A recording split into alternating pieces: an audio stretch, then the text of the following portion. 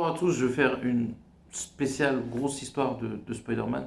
Elles sont toutes deux différentes, mais elles sont à la fois très proches. Et puis on va encore parler du Bouffon Vert, mais c'est deux histoires assez épiques.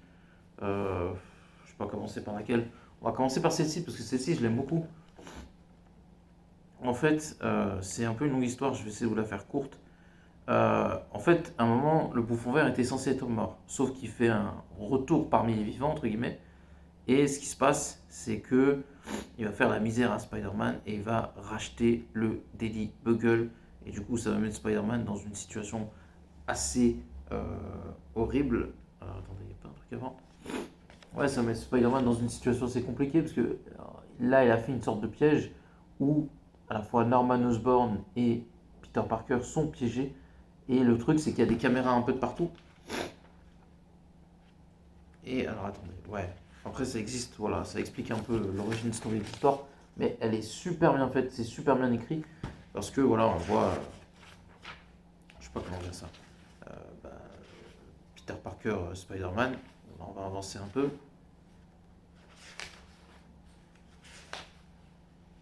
et voilà, il est avec Peter Parker, je crois, c'est avec qu'il est avec MJ, et il y a un gars qui est dans l'ascenseur, enfin, pas dans l'ascenseur, mais dans l'immeuble, je pense qu'il travaille sûrement avec Norman Osborn, et, euh, et c'est un piège. Et le petit-fils de Norman Osborn, Normie, qui est le fils d'Harry Osborn, va se retrouver piégé avec Peter, lui et Normie. Et du coup, le truc, c'est qu'il y a des caméras de partout. Donc Peter Parker ne peut pas utiliser ses pouvoirs en mode normal. Et le gars voilà, va faire exploser euh, un peu une partie de l'immeuble. Et Peter Parker, Norman Osborn et son fils Normie vont se retrouver, enfin son petit-fils, le petit-fils de Norman Osborn va se retrouver bloqué dans l'ascenseur avec Peter Parker.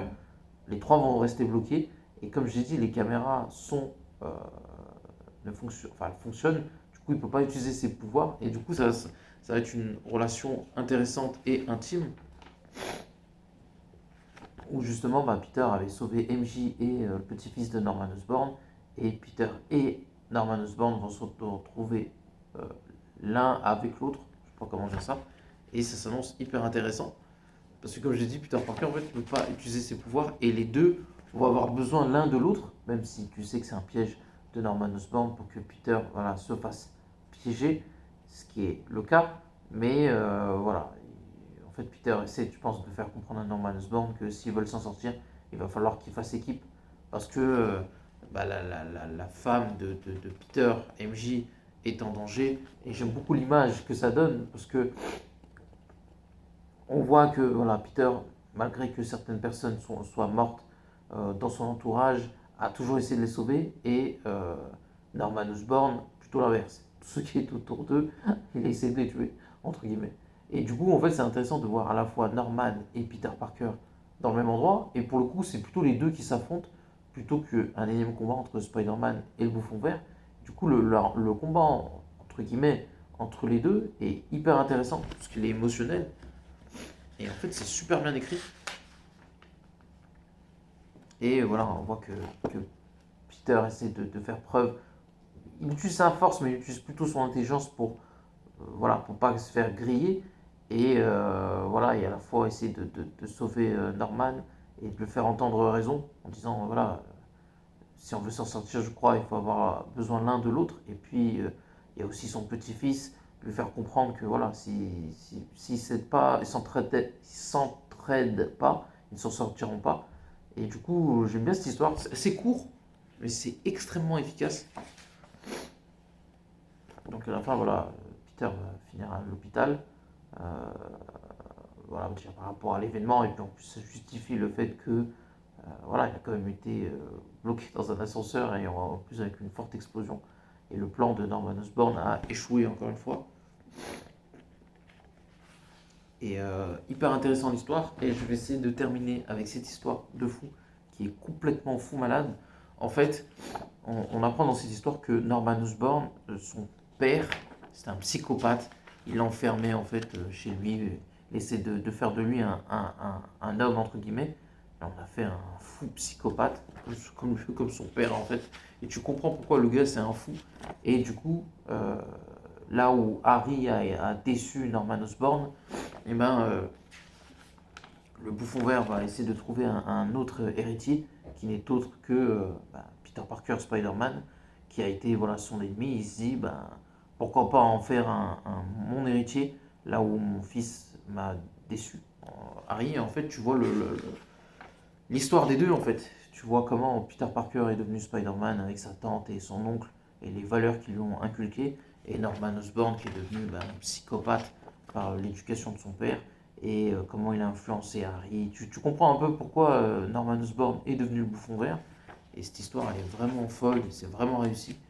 Voilà, Peter pense à Gwen Stacy, tout ça, et c'est assez intéressant parce que voilà, il y a d'autres personnages parce qu'il y a eu des événements intéressants avant, je reviendrai avant, c'est pour ça qu'il ne faut pas oublier cette histoire, parce que cette histoire est complètement folle, et c'est même ce qui se passe un peu actuellement. Euh, voilà, des gens mauvais qui essayent de briser des femmes, des enfants, des gens de bien, et c'est pour ça qu'il faut continuer à se battre tous ensemble, et ce bouquin a ce message-là, parce qu'on voit la vie plus ou moins harmonieuse de Peter Parker, Spider-Man, avec sa tante, avec MJ, euh, voilà, même s'il a des problèmes, il rien d'insurmontable. Sauf que là, il va se faire piéger une énième fois par le bouffon vert, mais le duel va être totalement différent. Parce que voilà, jusqu'ici rien de surprenant, Spider-Man qui va sauver des vies. Et en fait, au fur et à mesure que l'histoire va avancer, il va se faire piéger par le bouffon vert qui va le séquestrer, le torturer et voilà, faire en sorte que voilà, il va l'empoisonner et en faire, il va essayer de le transformer en marionnette un peu. Ça correspond aussi aux événements qui se passent en ce moment, ce qu'ils ont fait à des enfants et tout ça dans l'île d'Epstein et tout, les manipuler, ou même des gens qui se sont opposés à eux, les ont soit tués, soit manipulés. Et cette histoire, elle fait penser à ça. Et voilà, tu vois que le bouffon vert a capturé Peter Parker, Spider-Man, et qu'il essaie d'en faire son héritier, sa chose. Et l'homme araignée, Peter Parker, va pas se laisser faire, piégé ou pas piégé, séquestré ou pas, torturé ou pas. Spider-Man reste Spider-Man, et c'est ça qui fait que l'histoire est intéressante parce que il va y avoir un combat physique entre les deux, mais ce sera plus un combat psychologique. Là, c'est un combat certes physique parce qu'il essaie de s'en sortir, mais voilà, on voit que Norman Osborn a complètement brisé et humilié Spider-Man, et voilà, il ne va pas se laisser faire pour autant, mais on va dire qu'il a gagné la partie en deux temps. Et voilà, Spider-Man va essayer de trouver, comme le titre l'indique, aller au bout du tunnel. Et voilà, il a empoisonné, torturé, il a fait tout ce qu'il pouvait pour briser la volonté de Spider-Man. Et c'est ça qui fait que l'histoire est vraiment intéressante. On voit que Norman Osborn voilà, a expliqué comment Spider-Man est devenu, enfin comment lui est devenu le bouffon vert et qu'est-ce que son père a fait pour qu'il devienne une sorte de psychopathe. Et voilà, on voit que Spider-Man va résister le plus possible à ce que le Norman Osborn va lui faire. Et on voit que l'homme araignée, voilà, il a de la volonté. Et j'aime bien cette histoire parce que ça fait penser à tous ceux qui vivent des choses terribles sous la torture, qui se fassent séquestrer. Et homme ou surhomme, on finit par tous avoir nos limites. Et voilà, on voit Spider-Man vraiment souffrir, se faire torturer et tout. Et cette histoire est vraiment intéressante parce qu'on est pris par son. Je trouve pas le terme. Par son. Par sa situation et on se dit, mais comment il va faire pour se sortir? Et on voit que voilà, il est en pleine lutte pour essayer de s'en sortir. Et on peut dire que voilà, le bouffon vert gagne plusieurs rounds, même si Spider-Man voilà, il se laisse pas faire. Et à la fin, l'homme araignée va renverser la situation. Et ça nous rappelle que quoi qu'il nous arrive, le pouvoir, on l'a toujours. Et que victime ou pas, c'est à nous de briser nos chaînes, de ne pas se laisser faire. Et je trouve que c'est un beau message. Et c'est dans ces histoires comme ça qu'on apprécie le personnage. En fait, pour moi, ça, c'est le cœur de ce que c'est Spider-Man, la résilience, la détermination à n'importe quel prix. Et de rappeler à ceux qui pensent avoir. Voilà, cette image, elle est magnifique, elle illustre un peu tout ce que je dis. La lutte de la liberté, comment dire ça, d'affronter nos démons, les coupables, et de montrer que quoi qu'il arrive, en étant résilient et patient, on finit toujours par atteindre une certaine vérité, une certaine justice. Et je trouve que cette histoire illustre bien ça. Et non, non, c'est vraiment incroyable. Donc voilà, on est arrivé bientôt à la fin de l'histoire où Spider-Man va triompher du Bouffon Vert. C'est hyper bien écrit, hyper bien dessiné. Et voilà, Spider-Man qui refuse d'être un cobaye, un monstre. Et j'en profite parce que j'ai vu des choses terribles et j'essaie de faire passer un message à tous ces enfants qui ont vécu des choses terribles. Vous êtes libre de faire le choix que vous avez envie. Et c'est pas parce qu'il y a des gens qui ont été des monstres, qui ont essayé de vous contrôler, qui ont essayé de vous faire du mal, que vous êtes des gens mauvais. Vous avez la liberté de choisir et c'est ce qu'on vous a fait de mal ne vous définit pas. Ce sont vos actions qui déterminent ce que vous faites. Et on devrait tous arrêter d'avoir peur. Parce que je pense que les gens mauvais essaient de nous faire peur. Alors que, vous savez, quand on